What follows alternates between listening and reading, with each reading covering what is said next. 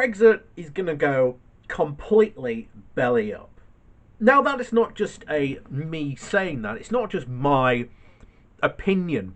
It is pretty much the opinion of every single trade expert out there, every single economist out there, banker out there, multiple people and multiple experts, shall we say, from multiple industries have all said, why on earth would Britain, who has benefited massively from being a member of the European Union, leave it for something which Brexiteers have been completely unable to actually define or even say exactly what it is they want. They want to leave the European Union, but that in itself is a process. They cannot even define the process of what they actually wanted. At the referendum, the Brexiteers, the Leave campaign, went through an entire gambit of options, from remaining in the single market and customs union to all the way to what they called a Canada Plus style deal. And what we have Brexiteers now calling for have been a complete abandonment of all that, just to go straight to a WTO style Brexit, which was never ever talked about by Brexiteers as an option at the referendum. So you have an entire campaign who may have had people vote for it because they thought, yeah, we'll leave politically, but we actually would like to stay in the single market and customs union, all the way through to, getting a sort of the Canada Plus trade deal. What that exactly is, we don't know. And one of the big things, and one of the still big things, is why businesses are, quote, unsure. Brexiteers just go, oh no, it'll be fine. Once Brexit is done, they'll be fine, there'll be certainty. Except there won't be certainty. You see, the EU, despite how Brexiteers like to continually portray that somehow the EU is just magically going to disappear, it's not looking that way one bit. Every time a crisis has come forward, whatever you want, name it, the EU has come out, reformed itself, and become stronger from it. And that will continue to be the case as it goes forward. The EU is a good thing and is one of the biggest, most powerful, best examples of countries coming together to sort out problems, not only internal problems within Europe, but external problems in the world as well. Predominantly trade. And trade is important. Regardless, even in this modern day and age, trade gravity is important. Countries always trade with their closest neighbours. Predominantly, their closest neighbours, that is where they get the biggest amount of trade. The EU ain't going anywhere. And despite the Brexiteers' promises of unicorns and such nonsense, they still continue to live in fantasy land. In fact, when this entire thing goes belly up, it's a good thing that we live in a modern media age, because we have hundreds of examples of key and leading Brexiteers saying how wonderful Brexit Britain is going to be. Now, whether or not an extension happens, we don't know. But if Boris Johnson doesn't extend the transition period, this is going to be one of the most reckless and endangered things ever. Even if Boris Johnson's original plan was to just run down the clock and just get a no deal so that he can just blame it all on the EU, he can't any longer, because a no deal Brexit combined with the recovery of having to come out of the coronavirus pandemic is going to be monumental. And now, now, ladies and gentlemen, we are about to read one of the people whose comeuppance will be coming when all this happens, and you'll probably just disappear, randomly maybe. The brain of Brexit himself, one Daniel Hannan, um, wrote this on Conservative Home.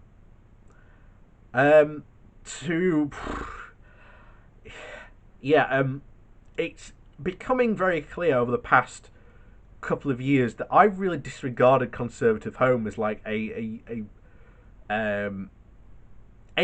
was never a valid news source to begin with, but it's become more the propaganda arm of the far hard right wing of the Tory party. And very often you can read these articles and you can almost identify and tell them exactly what their plan is. But however, we're going to read this from Scram News, which gets this quote from Conservative Home News as today, well, not today, but yesterday, Brexiteer calls for free trade with EU to stop coronavirus economic crisis. Yes, you did hear me right. A Brexiteer is calling for a free trade with the EU to stop the coronavirus crisis. So, remaining in the single market and customs union. Anyway, it continues. In today's dispatches from Irony, a pro-Brexit former Tory MEP has called for free trade with the EU to mitigate against the economic shocks brought on by the coronavirus pandemic. Writing for Conservative Home, Daniel Hannan, impassioned Brexiteer, made a logical case for free trade, arguing that the coronavirus crisis makes it more essential than ever. He said that the financial debt caused by the coronavirus will hang over us for a generation. All of our efforts should be devoted to getting through the slump, he said. Several countries around the world want trade agreements with Britain as soon as possible. What are those countries, Daniel? It's worth remembering that on this channel we have covered various statements from various figures in other governments and government heads who have basically said, we'll do a trade deal with you, but don't expect it to be as good as the one you got when you were in the EU.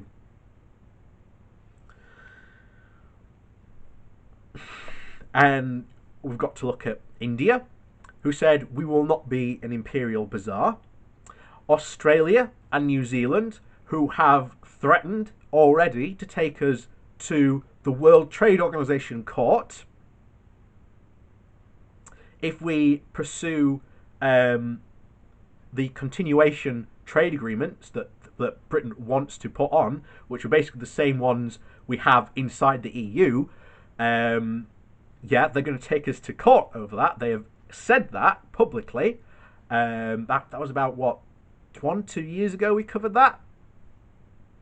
So yeah, some good friends there we got with trade agreements. And once again, who's desperate for us to do this trade deal? They never say. They don't say who wants this trade deal. It's fun. They're living in a fantasy world. I'm going to love every minute the comeuppance comes up, because I guarantee you, Brexiteers will try and blame everything else but Brexit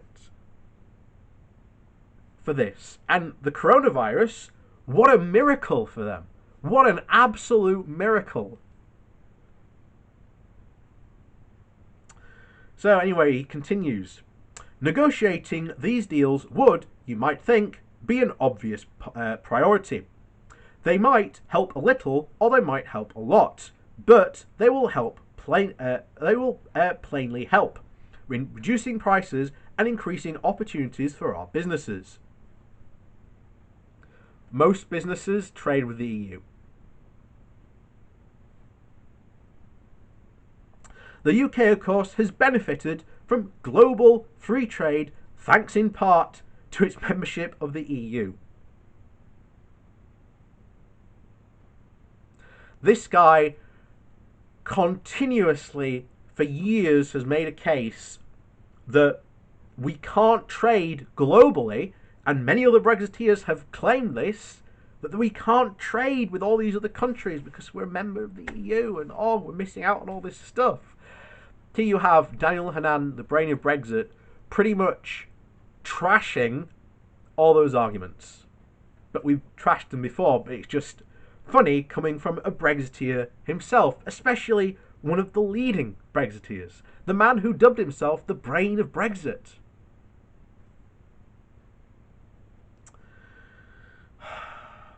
Despite this, Brexiteers like Hanan have argued for these relationships to be severed. What have we just said? However, in the wake of the coronavirus pandemic, Hanan thinks we should step up our efforts to make trade deals with the very same countries and blocs we were trading with previously, including the EU. He says Britain should emerge from this crisis with as much optimism and confidence as it can muster. Optimism and confidence do not get you trade deals.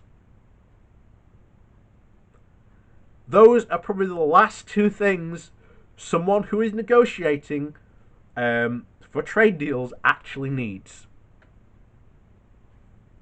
You know, maybe something in economics or trade power, maybe resources. You know, there's plenty of other things I can think of who a negotiator would need to know, at least, rather than those. Now he continues. So engaging with the entire world is an important way to signal those things. And yes, the whole world includes the EU, he said.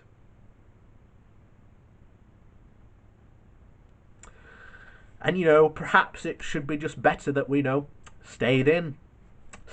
But, there you go. That's some Brexiteer logic for you.